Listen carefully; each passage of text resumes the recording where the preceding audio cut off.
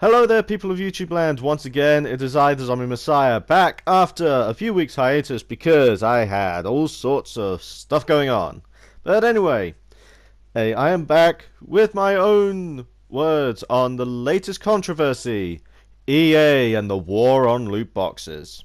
Now, I'm pretty sure by now, most people who watch my videos know my opinions on loot boxes.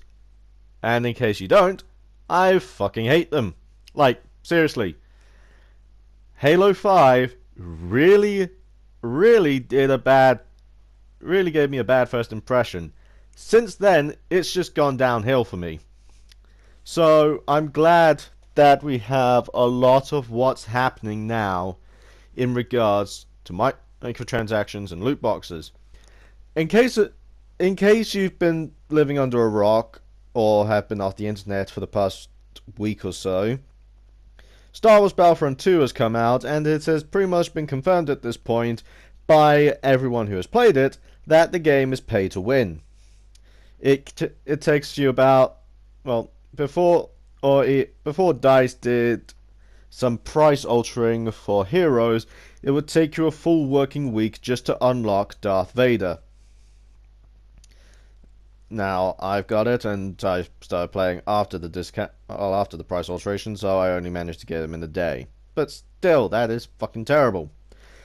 And also, the entirety of the progression system for the game is locked behind loot boxes. Now, this is actually a very bad solution for your progression system, because it means that your chances of winning the game are constantly in flux, because there's the possibility that someone will have a better card than you, well, a better star card than you. That will mean they'll win easier. Now, for the very interesting bit, after this was called out, and even Disney, the people that currently hold the rights to Star Wars, got involved by telling EA to essentially pack it in. Several countries around the world have started looking into loot boxes as a form of gambling. And so far, we've already had some really good information from these countries that are taking part in the investigation.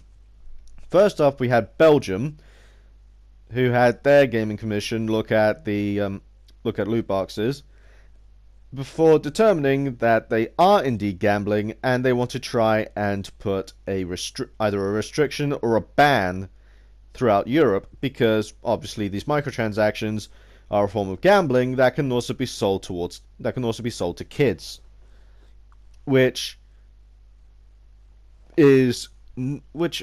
not only is illegal, it is also entirely unethical. So Belgium wants to put Belgium and the UK, which is where I live, want to put a ban, well, either a ban or regulations on loot boxes throughout Europe, so that way we either don't have to worry about loot boxes, or any game that has loot boxes in will be rated only for adults or people over the age of 18 who are legally allowed to gamble. Hawaii also stepped in, and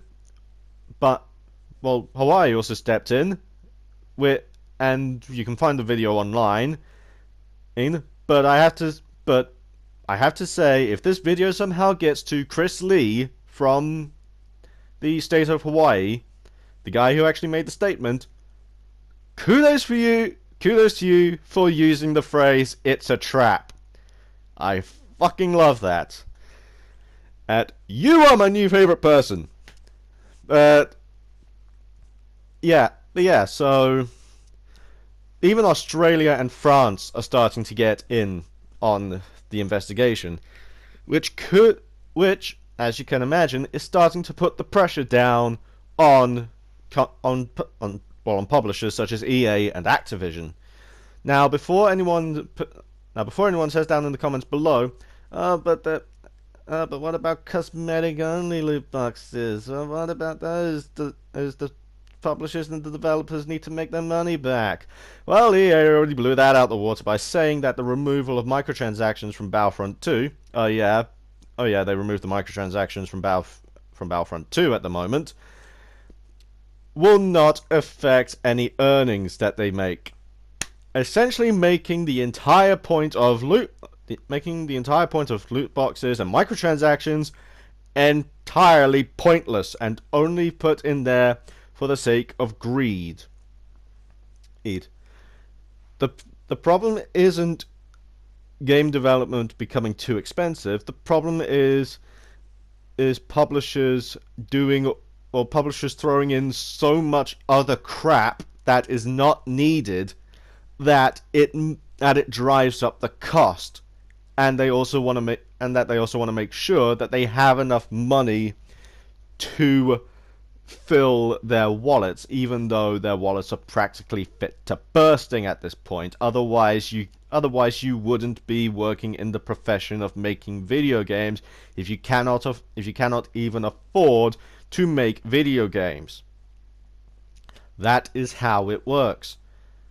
It's clear that they're able to afford the cost of making video games, but they just want to put microtransactions in there simply because of greed, and they have no concern about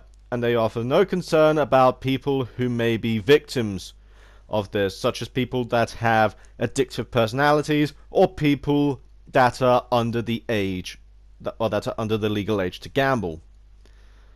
So, this has been the controversy, or the war of the loot boxes, I'll call it. Please be sure to leave a like, comment, and don't forget to subscribe. I am back. New content is coming up. This has been the Zombie Messiah returning to the crypt, and I will see you guys in the next video. Woo!